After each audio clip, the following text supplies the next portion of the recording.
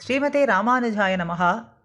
எம்பெருமானுக்கு பல கல்யாண குணங்கள் உண்டு, அநேக கல்யாண குணங்கள் உண்டு என்று வேதம் முதலாக இதிகாச புராணங்களும் ஆழ்வார்கள் அருளி செயல்களின் மூலமாகவும் நாம் தெரிந்து கொள்கின்றோம். அதிலே அந்த குணங்களுக்குள்ளே சேராதிருக்கக்கூடிய குணங்கள் எப்படி சேர்த்து நாம் அனுபவிக்கலாம் என்றுதான் இன்று நாம் அனுபவிக்க இருக்கின்றோம். அடியேனுடைய பூர்வரான ஸ்ரீ ஊவே ஸ்ரீவில்லிபுத்தூர் வித்வான் ஸ்ரீ கண்ணன் சுவாமியினுடைய உரையிலிருந்து சில துளிகளை இன்று நாம் அனுபவிக்க இருக்கின்றோம். ஸ்ரீமன் நாராயணனையே பரம்பொருளாக கொண்ட பரம வைதிக சித்தாந்தம்தான் விசிஷ்டாத்வைத்த ஸ்ரீ வைஷ்ணவ சித்தாந்தமாகும். வேதங்களிலும் உபனிஷத்துகளிலும் கூட பகவான் நிர்குணன், அதாவது குணங்கள் ஏதும் இல்லாதவன் என்றும், நிராகாரன், உருவம் ஏதும் இல்லாதவன் என்றும், குணவான், பற்பல குணங்களை உடையவன், ரூபவான், அழகிய உருவத்தை உடையவன் பலபடியாக சொல்லப்பட்டிருக்கிறது. ஸ்ரீ சங்கரரினுடைய அத்வைத சித்தாந்தத்திலே பகவானுக்கு குணம் கிடையாது, ரூபம் கிடையாதுன்னு சொல்லிவிட்டார். ஆனால் எம்பெருமானார் தமது சித்தாந்தத்தில் பகவானுக்கு ரூபம் உண்டு, குணங்கள் உண்டு என்று அதே வேத வாக்கியங்களை கொண்டு ஸ்தாபித்தும் இருக்கிறார்.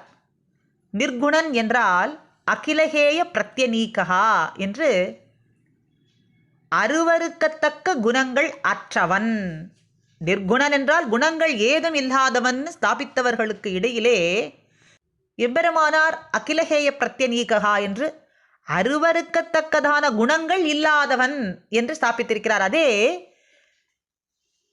குணவான் என்றால் சமஸ்த கல்யாண குண விசிஷ்ட, அனைத்து நற்குணங்களும் பொருந்தியவர் என்று சொல்லியிருக்கிறார்.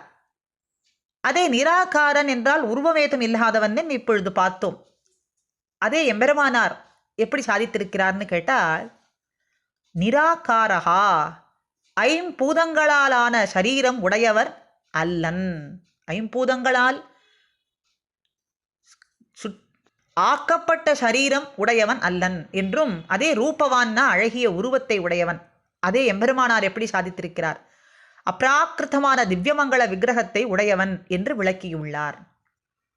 நிர்குணன், குணங்கள் ஏதும் இல்லாதவன் என்று ஸ்ரீசங்கரர் முதலான சித்தாந்தத்திலே சொல்லப்பட்டது. அதே எம்பெருமானார் அகிலகேய பிரத்யநீகா, அருவருக்கத்தக்க குணங்கள் இல்லாதவன் நிரூபணம் பண்ணினார். நிராகாரன், உருவமேதும் இல்லாதவன் அப்படின்னு சொன்னதைத்தான் நிராகாரகா, ஐம்பூதங்களாலான சரீரம் உடையவன் அல்லன் என்றும், ரூபவான்னா அழகிய ரூபத்தை கொண்டவன் சொன்னார்கள். அதையே இவர் எம்பெருமானார் அப்ராக்கிருத்தமான திவ்யமங்கள விக்கிரகத்தை உடையவன் என்று விளக்கி காட்டினார்.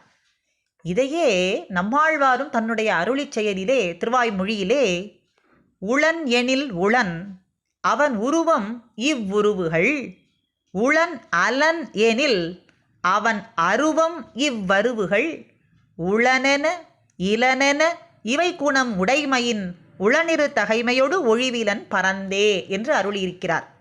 அந்த பகவானது குணங்களுக்கு கணக்கே கிடையாது. பிரம்மோ நிருப கல்யாண குணாகா புத்திரஸ்ய சந்திதே என்று அயோத்தி மக்கள் தசரதனிடம் சொன்னதாக ஸ்ரீ ராமாயணத்திலே சொல்லப்பட்டிருக்கு. கணக்கற்ற குணங்களை உடைய எம்பெருமானிடம் சில குணங்கள் பெரிதும் போற்றப்படுகிறது. அநேக கல்யாண குணங்கள் உண்டுன்னா சில குணங்கள் பெரிதும் போற்றப்படுகிறது. ஸ்ரீ விஷ்ணு புராணத்திலே பகவான் என்ன சொல்லுக்கு 6 குணம் உடையவன் சொல்லப்பட்டிருக்கு. ஷண்ணாம்பக இதிரிதகா என்று அதில் பல வகையான 6 குணங்கள் சொல்லப்பட்டிருக்கு. அதிலே முக்கியமானது எதுன்னு பார்த்தா, முதலிலே சுவாமித்வம், அடுத்தது சௌலபியம், சௌசீல்யம், வாத்சல்யம், ஞானம், சக்தி என்று சொல்லப்படுகின்ற 6 குணங்கள். இதிலே இந்த 6லே பரத்வமும் சௌலபியமும் நேர்மாறான குணங்களாகும். அதே போல சௌகுமாரியம், வீரியம், நிகிரகம், அனுகிரகம் இவையெல்லாம் பார்த்தால் ஒன்றுக்கொன்று முரண்பட்டதாகவே இருக்கும். இப்படி நேர்மாறான குணங்கள் அனைத்தும் ஒருங்கே பொருந்தி இருப்பது எங்கேன்னு பார்த்தா எம்பெருமானிடத்திலே மாத்திரமே. அதைத்தான் இன்று நாம் இங்கு அனுபவிக்கப் போகின்றோம். சுருக்கமாக முதலிலே நாம் என்ன பார்த்தோம்? பரத்வமும் சௌலபியமும் ரெண்டும் நேர்மாறான குணங்கள். அருமை எளிமை. பரத்வம் சௌலபியத்துக்கு எளிமையாக சொல்லணும்னா பரத்வம் என்றால் அருமை, சௌலபியம்னா எளிமை. எதிர்மறையான இந்த இரண்டும் ஒருங்கே ஒரு இடத்திலே பொருந்தி இருந்தால்தான் காரியகரமாகும். இதைத்தான் நம் பூர்வர்கள் கேவலம் பரத்வம் ச கேவலம் சௌலபியம் ச கனகாச்சல லோஷ்டம் சகலச்சோரி வன ந சமாஸ்ரயனீயத்வாச்ச கல்பத்தே பரத்வே சதி சௌலபியம் பயனுடையதாகும் என்று அருமையான இந்த மேற்கோளை எடுத்துக்காட்டி சொல்லியிருக்கிறார்கள். உதாரணத்துக்கு ஒரு வறுமையில் இருக்கக்கூடியவன் வறியவன் ஒருவன் ஒரு மகானை பார்த்து தன்னுடைய வறுமையை போக்கி அருளுமாறு அவரிடத்தில் பிரார்த்தித்து நின்றான். அவரும் ஒரு காட்டை காட்டி அங்கே தங்கமலை இருக்கு, அதில் இருக்கக்கூடிய தங்கத்தை கொண்டு உன்னுடைய வறுமையை போக்கிக் கொள்வாய்ன்னு சொன்னார். பெரியவர் சொன்ன இடத்திலே சென்று பார்த்த அந்த வறியவன் அந்த தங்கமலையை பார்த்து மிகுந்த பேர் ஆனந்தம் கொண்டான். அதனை பெயர்த்து எடுக்க அவன் முற்பட்ட காலத்திலே அவனால் ஒரு குன்றுமணி தங்கம் கூட பெயர்த்தெடுக்க முடியவில்லை. தங்க கட்டிகளாக ஏதேனும் கிடைக்குமோன்னு பார்த்தான். அந்த மலையை சுற்றி கூழாங்கல் ஓட்டாம்சில் அதுதான் நிரம்பி இருந்தது. விலை பெறக்கூடிய தங்கமோ மலையாக துளியும் பெயர்த்தெடுக்க முடியாத நிலையிலே இருந்தது. துளி கூட பெயர்த்தெடுக்க முடியவில்லை. அப்போ எளிதாக எடுத்து செல்லக்கூடிய கூழாங்கற்கள் அது மாத்திரமே இருந்தது. ஆனால் அது விலை போகாது. அப்போ தங்க மலையாருக்கு அருமையானது தான், ஆனால் பெயர்த்தெடுக்க முடியாது, அதுவும் பிரயோஜனம் இல்லை. சுற்றி எளிதாக இருக்கக்கூடிய கூழாங்கற்கள் ஓட்டு சிதறல்கள் எளிமையாக கிடைத்தாலும் அதை கொண்டும் பிரயோஜனம் இல்லை. அதே இந்த தங்கமலை சிறு கட்டிகளாக இருந்தால் பயனுடையதாக இருக்கும்.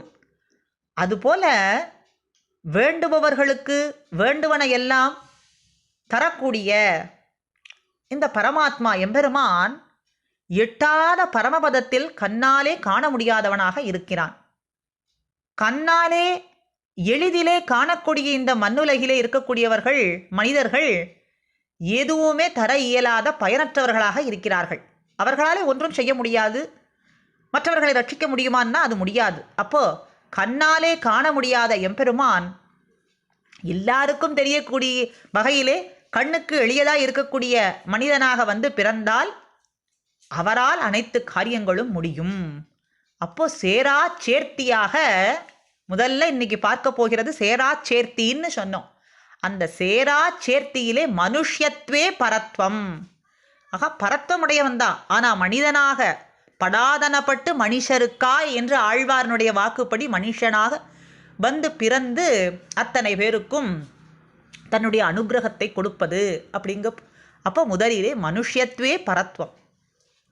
ரெண்டாவது பரத்வே சதி சௌலபியமாக பரத்தம் உடையவன் தான்.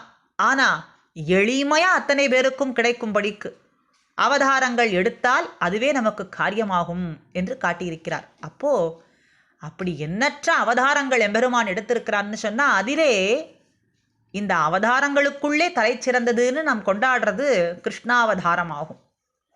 அவதரிக்கும் பொழுதே பரத்வ சின்னத்தோடு சதுர்புஜத்துடன் சங்க சக்கர கதாதாரியாய் சர்வாபரண பூஷிதனாய் அவதாரம் பண்ணினான். அடுத்த நிமிஷமே தாய் தந்தையருடைய வேண்டுகோளுக்கு ஏற்ற குழந்தையாக தன்னை ஆக்கி கொண்டான். இதுதான் பரத்வேசதி சௌலபியம் அப்படின்னு சொல்கிறோம். மேலும் ஈஸ்வரகா சர்வபூதானாம் ஈதிருஷே அர்ஜுன திஷ்டதி பிராமயன் சர்வபூதானி யந்திராரூடானி மாயையா.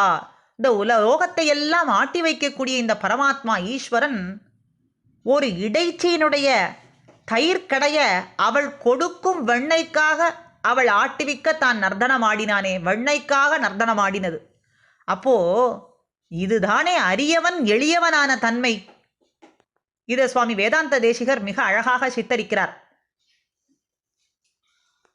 பிரளய காலத்திலே அண்டசராசரங்கள் அனைத்தையும் தன்னுடைய வயிற்றிலே அடக்கி கொண்டு ஒரு ஆலம் தளிரிலே பள்ளி கொண்டிருக்கக்கூடிய எம்பெருமான் சதைக்க ரூப ரூபாய என்றும் அவிகாராய சுத்தாய நித்யாய பரமாத்மனேன்னு போற்றப்படக்கூடியவனாய் இருக்கிறான். வெண்ணெய் களவு செய்த காலத்திலே யசோதை அவனை கட்டுவதற்கு பல பல கயிறுகளை முடிச்சு போட்ட காலத்து எட்டம் காணாது 2 அங்குலம் குறைந்து போனதே. அப்படி கயிறுகள் எல்லாவற்றையும் முடிபோட்ட காலத்திலும் கூட கட்ட முடியாத நிலையில் தன்னுடைய பரத்வத்தை காட்டிய கண்ணன் தான் விஸ்ரஸ்தஸ்த கபர ஸ்ரஜாகா என்று கூந்தலெல்லாம் அவிழ்ந்து புரள்றது, வேர்க்கையா விறுவிறுத்திருக்கிறது. மேல்மூச்சு கீழ்மூச்சு வாங்கும்படி கண்ணா நீ கட்டுப்பட மாட்டாயா என்று ஏங்கிய காலத்திலே 10 அடியவர்க்கு எளியவனாய் தன் வயிற்றை நெகிழ்த்து காட்டி கட்டுண்ண பண்ணி கொண்டானே. அப்போ இதுதானே எளிமை. இதனை எண்ணியே சர்வஜரான நம்மாழ்வார் உரலினோடு இணைந்து இருந்து ஏங்கிய எளிவே எத்திரம் என்று 6 மாச காலம் மோகித்து கிடந்தார். 10 அடியவர்க்கு எளியவன், பிறர்களுக்கு அரிய வித்தகன், மலர்மகள் விரும்பும் நம் அரும்பெறல் அடிகள் மத்துரு கடைவெண்ணை களவினில் உறவிடை ஆப்புண்டு எத்திரம் உரலினோடு இணைந்திருந்து ஏங்கிய எளிவே. எப்படிப்பட்ட எளிவு! 10 அடியவர்க்கு, பற்றிருக்கக்கூடிய அடியவர்களுக்கு எளியவனாய் கிடைக்கக்கூடியவன், பிறர்களுக்கு அரிய வித்தகன், பற்றில்லாதாருக்கு அறியும்படியாக வித்தகனாயிருப்பவன்தான் மத்துரு கடைவெண்ணை களவினில் உறவிடை ஆப்புண்டு. அந்த வெண்ணையை களவு வழியிலே உட்கொண்டவன்தான் யசோதை கட்டுண்ண கட்டுப்பட அவளுக்காக கட்டுப்பட்டு கிடந்தானே, உரலினோடு கட்டுப்பட்டு கிடந்தானே. எத்திரம் உரலினோடு இணைந்து இருந்து ஏங்கிய எளிவே, ஏங்கி கிடந்தானே. அந்த எளிமையை என்ன சொல்லுவது? இதுதானே எளிமை என்று நம்மாழ்வாரும் அந்த பாசுரத்திலே ஈடுபட்டு கொண்டாடுகின்றார். இப்படி சேரா சேர்த்தி மனுஷ்யத்வே பரத்வம், பரத்வேசாதி சௌலபியம் என்று 2ஐயும் அனுபவித்துக் கொண்டு வருகிறோம். இன்று இதிலே முதல் பகுதியாக ஆழ்வாரினுடைய பாசுரம் வாயிலாகவும் எம்பெருமானாரினுடைய சூத்திரத்தின் வாயிலாகவும் அனுபவித்தோம். அடுத்த பகுதியிலே இன்னும் ரசமான குணங்களினுடைய சேர்த்தியை கூடியிருந்து அனுபவிப்போம். ஸ்ரீமதே ராமானுஜாய நமஹா.